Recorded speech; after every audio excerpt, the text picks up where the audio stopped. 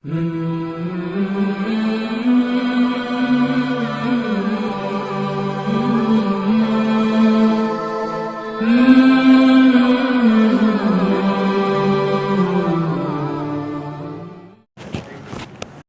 علیکم ورحمۃ اللہ وبرکاتہ۔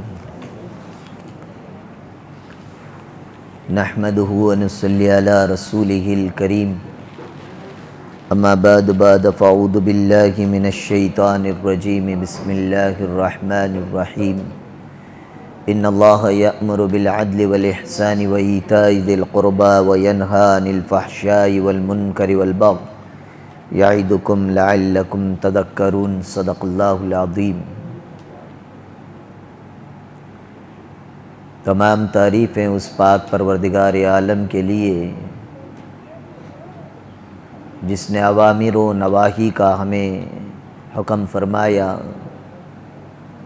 درود و سلام آقا مدنی سرکار دو عالم حضرت محمد الرسول اللہ صلی اللہ علیہ وسلم کی ذات پر، جن کے ذریعے سے اللہ تبارک و تعالیٰ نے ہر امر اور نہی کی تفصیلات امت کو بیان فرمائی۔ حضرات گرامی قدر و امت مسلمہ کے نوجوانوں، بات چل رہی ہے حضرت عثمان ابن مظعون رضی اللہ تعالیٰ عنہ نے نبی کریم صلی اللہ علیہ وسلم سے جب دین کا خلاصہ پوچھا تو آپ علیہ السلام نے یہ آیت شریفہ تلاوت فرمائی، جس میں اللہ تعالیٰ نے 3 چیزوں کا حکم فرمایا ہے اور 3 چیزوں سے منع فرمایا ہے، جن میں پہلی چیز ہے اللہ تعالیٰ ہر ایک کو حکم کرتا ہے عدل اور انصاف کا، اور دوسری چیز ہے احسان کا، اور تیسری چیز ہے قریبی رشتہ داروں کو دیتے رہنے کا۔ عدل اور احسان پر بات ہو چکی ہے، دونوں میں تھوڑا فرق ہے۔ عدل کہتے ہیں انصاف، یعنی 50-50 برابر ہونا۔ کسی چیز کو بانٹا جا رہا ہے، 2 آدمیوں کے درمیان بانٹنا ہے تو اسے ٹھیک 50-50 بانٹیں گے۔ 3 آدمیوں کے درمیان بانٹنا ہے تو 33.33% بانٹیں گے، پھر بھی اس میں 0.1% بچ جائے گا تو یہ عدل نہیں ہوگا، پھر اس کے بھی ٹکڑے کر کے برابر بانٹنے پڑیں گے۔ یہ تو ہوا عدل اور انصاف۔ احسان کیا ہے؟ احسان کا معاملہ ایسا ہے کہ کسی چیز کو 2 بندوں میں بانٹنا ہے، ایک کے حق میں 49% آیا اور دوسرے کے حق میں 51% آ گیا، تو 49% والا کہے کہ جا رہنے دے، رکھ لے تجھ، تو یہ کہتے ہیں اس بندے نے 51% والے پر احسان کیا۔ یا کوئی چیز 3 بندوں میں بانٹنا ہے، 33.33% بانٹا تو اب اس میں ٹکڑے ہو جائیں گے، اس لیے ایک نے کہا کہ مجھے 30% دے دو، باقی تم دونوں 35% بانٹ لو، تو اس سے بھی مسئلہ حل ہو جاتا ہے۔ تو یہ جو 30% لے کر جو ہٹا، اس نے ان دونوں پر احسان کیا۔ یعنی عدل اور انصاف کا تقاضا یہ ہے کہ کسی کا نہ لے، اپنا نہ چھوڑے، کس سے بھی لینے کا بھی نہیں، کسے بھی بولو جی چھوڑنا بھی نہیں۔ لیکن احسان کا تقاضا یہ ہے کسی کا نہ لے، بھلے اپنا جائے تو جائے، اسے کہتے ہیں احسان۔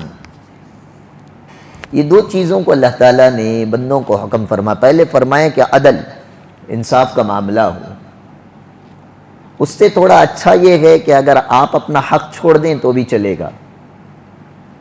تیسرے نمبر پر فرمایا بالاحسان وایتاء ذی القربى، قریبی رشتہ داروں کو دیتے رہنا۔ اس آیت میں یہ نہیں فرمایا کہ کیا دینا ہے، ایک اور آیت میں اللہ تعالیٰ نے فرمایا وَآتِ ذَا الْقُرْبَى حَقَّهُ، آپ اپنے قریبی رشتہ داروں کا پورا حق ادا کریں۔ قریبی رشتہ دار جن سے میرا اور آپ کا خون کا رشتہ ہوتا ہے، یعنی ماں باپ اور ماں باپ کے خون کے جو رشتے ہوتے ہیں، چچا ہوتے ہیں، تایا ہوتے ہیں، پھپھو ہوتی ہے، اور ماں کی جانب سے خالہ ہوتی ہے، ماموں ہوتے ہیں، یہ قریبی رشتہ دار۔ اس کے علاوہ میری ذات سے قریبی رشتہ دار میرے بھائی، میرے بہن، یا ہماری اولادیں جن کا ڈی این اے ایک ہی ہوتا ہے، یہ سارے قریبی رشتہ دار ہوتے ہیں۔ اور آج کے دور میں اگر دیکھا جائے تو رشتہ داری میں سب سے زیادہ کھٹاس ملتی ہے ساس اور بہو میں، اور ایکتا کپور کی جانب سے تو اس میں کچھ زیادہ ہی مرچ مسالہ لگ گیا۔ یا تو ساس اچھی ہو تو بہو کہتی ہے ساسو ماں ٹھیک ہیں لیکن نڑنداں برابر نہیں، اگر ساس ٹھیک نہیں تو کہتی ہیں نڑنداں پرواہ نہیں، ساس برابر نہیں۔ لیکن ساس سے پوچھو سب بھی اچھا ہوا، انہیں یہ کہی دیکھ گھر کو، انہیں ایک ڈھنگ کی آ جاتی تو گھر ہمارا جنت، لیکن اسے ڈھونڈلے کو کون گئی سو، ساسی ڈھونڈ لگ گئی سو، سسرائیں کی چلتی ہے، چلنے بھی دیتے نہیں انہوں۔ اچھا پوری دنیا کا اگر آپ جائزہ لے لیں، ساس کو پوچھو تو بہو اچھی نہیں، بہو کو پوچھے تو ساس اچھی نہیں، بھاوج کو پوچھو تو نڑند اچھی نہیں، نڑند کو پوچھے تو بھاوج اچھی نہیں۔ یعنی جب تک انہیں بہو رہتی ہے ساس اچھی نہیں، جب انہیں ساس بن جاتی ہے بہو اچھی نہیں، جب انہیں بھاوج بن جاتی ہے اس کی نڑند اچھی نہیں، جب انہیں نڑند کے رتبے پہ جاتی ہے اس کی بھاوج اچھی نہیں۔ خلاصہ یہ ہے عورت کا دماغ یہ ہے کہ میں یکیج برابر باقی سب خراب۔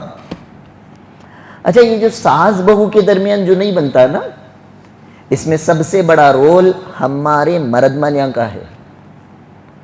یہ بات لکھ کر رکھ لیں، ماں کی خدمت کرنا، ماں کی خدمت کرنا بیٹے پر لازم ہی نہیں فرض ہے، باپ کی خدمت کرنا بیٹے پر واجب ہی نہیں فرض ہے، لیکن ساس کی خدمت کرنا بہو پر فرض بھی نہیں، واجب بھی نہیں، سنت بھی نہیں، مستحب بھی نہیں، انسانیت کے ناطے کرنا تو کرے جے نہیں تو چھوڑے جے۔ لیکن ہمیں کیا رول کرتی ہیں، میری اماں کی خدمت میں کرتا نہیں تو کر گئے، انہیں کہیں کریں گی، کہیں کو بھی کریں گی، انہیں ذمہ داری میری تھی، میری ذمہ داری ہے کہ میں اپنے ماں کے قدموں کو دباؤں آرام دوں، سر کو دباؤں آرام دوں۔ وہ کھانا نہیں بنا سکتی ہے، بیٹے کی ذمہ داری ہے کہ ماں کے لیے کھانا بنایا ہے۔ وہ کپڑے اپنے صاف نہیں کر سکتی ہے، بیٹے کی ذمہ داری ہے کہ ماں باپ کے کپڑے دھوئے۔ وہ بیمار ہیں، ان کی خدمت، ان کی دوا، ان کی دارو، ہر چیز کا خیال کرنا بیٹے کی ذمہ داری ہے، بہو کی ذمہ داری نہیں ہے۔ تو انہیں کہیں کریں گی، اب انہیں نہیں کر رہی ہے تو بھی نہیں کر رہا ہے، بیٹا کتنا تب رہا اس کا نہیں، ماں کا نہیں، ماں بیٹے کو کوستی نہیں، بہو کو چھوڑتی نہیں۔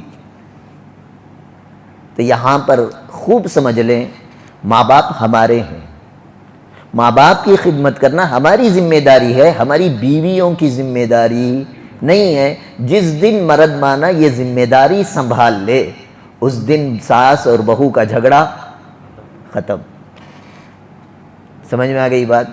تو اللہ تعالیٰ نے قرآن میں فرمایا ہر ایک کے ساتھ عدل کرو، انصاف کرو، جو قریبی رشتہ دار ہیں ان کا حق ادا کرتے رہو۔ اب قریبی رشتہ داروں کے بارے میں جناب محمد الرسول اللہ صلی اللہ علیہ وسلم نے ارشاد فرمایا، الرحم شجنۃ من الرحمن،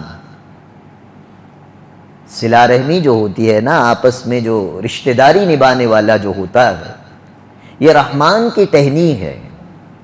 یعنی صلہ رحمی، اللہ نے یہ رحمی کا جو رشتہ بنایا اپنی ذات اللہ کے ناموں میں سے ایک نام ہے الرحمن، رحمان سے اللہ نے صلہ رحمی بنایا تاکہ ہم اپنے قریبی رشتہ داروں کے ساتھ مہربانی کا معاملہ کریں، بھائی ہو، بہن ہو، ماں باپ ہوں، ساس سسر ہوں، ساس سسر بھی آ جاتے ہیں، ہمیں ہمارے ساس سسرین کی خدمت کرو کہ نہ کرو، ہماری جو روح اس کی ساس سسرین کی خدمت کرنا یہ ہونے والی بات نہیں ہے۔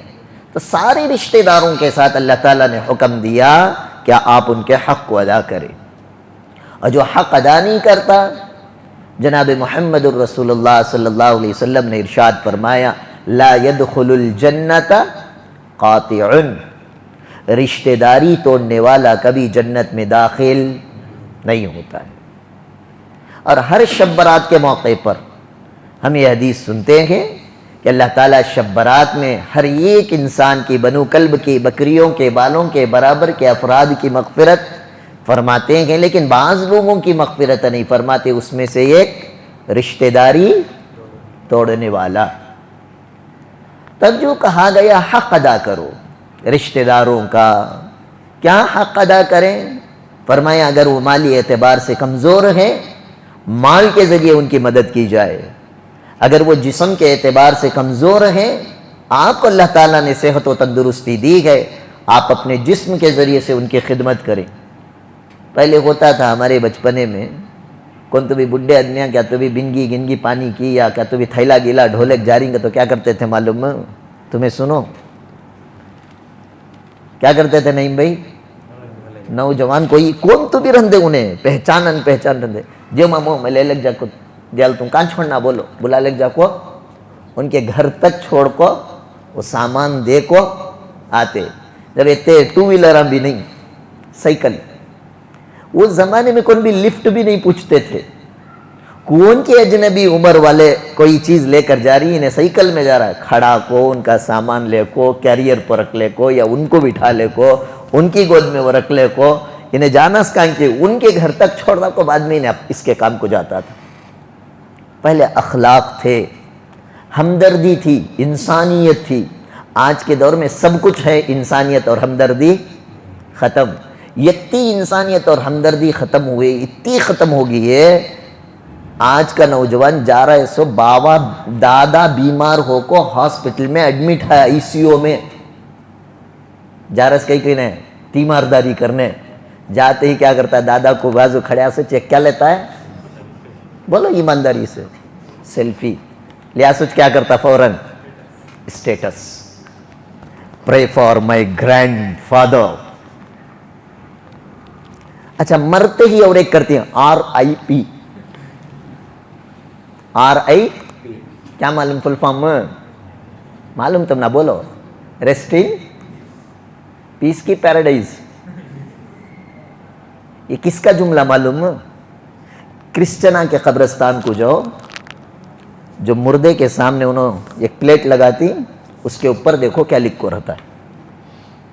آج مسلمان بھی یوز کر رہا ہے، دھیڑ چمبار جو مرگے تو لکھتے تھے، آج مسلمان بھی فوٹو ڈال کو RIP ڈالتا ہے۔ انسانیت کے اندر آج انسان میں انسانیت نہیں رہی، ہمدردی نہیں رہی، غمخواری نہیں رہی، تو اجنبی پڑوسیوں کے ساتھ میرا اور آپ کا تعلق خراب ہوگا یا اچھا ہوگا؟ خراب ہوگا۔ اسی لیے اللہ تعالیٰ نے دین کا خلاصہ جہاں پر بیان فرمایا، اس میں بنیادی چیز بیان فرمائی کہ عدل اور انصاف جیسے مضبوط پکڑنا ہے، دوسروں پر احسان جیسے ادا کرنا ہے، ایسے ہی تمہاری ذمہ داری یہ ہے تمہارے رشتہ داروں میں کوئی مالی اعتبار سے کمزور ہے، مال کے ذریعے اس کی مدد کریں، کوئی جسم کے اعتبار سے کمزور ہے، جسم کے ذریعے سے اس کی خدمت کریں، وہ بیمار ہو گیا تو اس کی بیمار پرسی کے لیے جائے۔ سنت ہے آپ علیہ السلام کی، ہم نے سنا ہوگا بار بار ایک واقعہ، میں نے تو کسی کتاب میں نہیں پڑھا ہے، سنی سنایا ہی قصہ ہے۔ حضور صلی اللہ علیہ وسلم راستے سے گزرتے تھے، ایک بوڑھی روزانہ آپ علیہ السلام پہ کچرا ڈالتی تھی، ایک دن نہیں پڑھا، اللہ کے نبی نے معلوم کیا کہ کیا مسئلہ ہے، پتہ چلا کہ وہ خاتون بیمار ہیں۔ حضور صلی اللہ علیہ وسلم اس یہودی عورت کی تیمارداری کے لیے گئے، اللہ کے نبی کے یہ اخلاق کو دیکھ کر وہ یہودی خاتون ایمان قبول فرما لیا۔ کس حد تک صحیح ہے یہ اللہ بہتر جانے، لیکن اس واقعے سے یہ بات پتہ چلتی ہے حضور اکرم صلی اللہ علیہ وسلم صرف ایمان والوں کے ہی نہیں، غیر مسلم بھی اگر بیمار پڑ جاتا تو اس بیمار کی تیمارداری کرتے تھے۔ یہ سنت ہے۔ ہمیں کیا کرتی؟ جی انہوں بیمار کرتا ہے اور دیکھ لکھ تو جاج دیکھ لکھ آگے، ہمیں بیمار پڑے تھے اس ٹائم پہ کوسا آگے تھے انہوں ہمیں جانے، سمجھ میں آگا؟ ہم رشتہ داری بھی سامنے والے کے اخلاق کو دیکھ کر نبھا رہے ہیں۔ دین شریعت یہ نہیں کہتا، یہ تو عدل ہو گیا، عدل اس لیے اللہ نے فرمایا احسان کا معاملہ کرو۔ وہ تمہارے ساتھ خراب سلوک کر رہے ہیں، کرنے دو، لیکن تمہیں خراب بننے کی اجازت نہیں ہے، تم ان کے ساتھ بہتر سے بہتر، اچھے سے اچھا معاملہ کرنا پڑے گا۔ اگر وہ غم میں ہیں، بیمار ہو گئے، کوئی رشتہ دار ان کا انتقال ہو گیا تو کیا کرو؟ اسے تسلی دیا کرو۔ ہمیں سارے چیزاں بدل ڈالے۔ آج سے 20-25 سال پہلے کسی کے گھر میں انتقال ہوتا تھا تو وہ انتقال کے گھر والے غم میں رہتے ہیں، اس لیے کیا کرتے تھے معلوم؟ پڑوس والے 3 دن تک کھانا پکا کر ان کو کھلاتے تھے۔ کیا کلیم بھائی برابر؟ کھانا بھی فکس، دال، سادہ کھانا، چاکنے، پپڑ، دال کھانا پپڑ۔ کیوں؟ اس کے گھر میں رشتہ انتقال ہو گیا، وہ غم میں ہیں۔ پڑوسی کا حق ہے کہ پڑوسی کھائے گا نہیں، باپ کا انتقال ہوا بیٹا غم میں، شوہر کا انتقال ہوا بیوی غم میں۔ اب یہاں پر تقاضا شریعت کا یہ تھا تسلی دو انہیں جسمانی اعتبار سے بھی تسلی دو۔ وہ کھانا نہیں کھائیں گے، چولہا نہیں جلائیں گے، سوگ میں رہیں گے تو پڑوسی ہے، تیری ذمہ داری ہے، تیری اپنی طاقت اور بساط کے مطابق اسے اچھے سے اچھا کھانا کھلا۔ اب اس حالت میں لے جا کر ہم بریانی کھلائیں گے تو سوچے گا کیا رہے ہمیں مر کو یہاں غم میں ہی یہ بڑا خان کو بریانی یاد آ گئی ہے۔ یہ اخلاق تھے پہلے، لیکن آج ماجرا کیا ہے؟ مرتے ہی گھر والے کو پہلی فکر گڑھا کھودنے کی، دوسری فکر نہلانے والے کی، تیسری فکر کفن اور جنازے کی، چوتھی فکر سیدھا عدل کی ہوٹل کرنے چلے آنے کی۔ کہتے آدمی آتی کی 50 زیادہ پکا با کھالے کو جان دے دعوت کی۔ جس گھر میں انتقال ہو کر سر پر پہاڑ ٹوٹا ہے، یتیم بچے ہیں، ان یتیموں کی تعلیم کی فکر نہیں، آنے والے مہمان کو کھلا کر بھیجنے کی فکر۔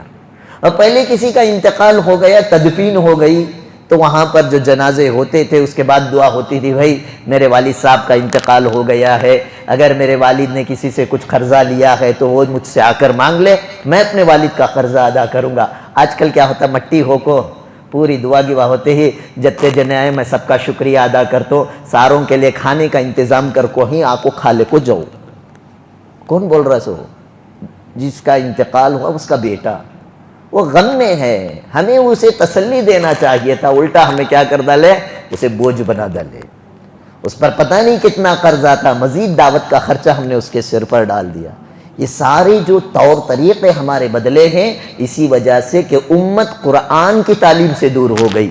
قرآن کی تعلیم زندہ ہوتی، قریبی رشتہ داروں کا حق ادا ہم کرتے، پڑوسیوں کا حق ادا کرنے والے بنتے۔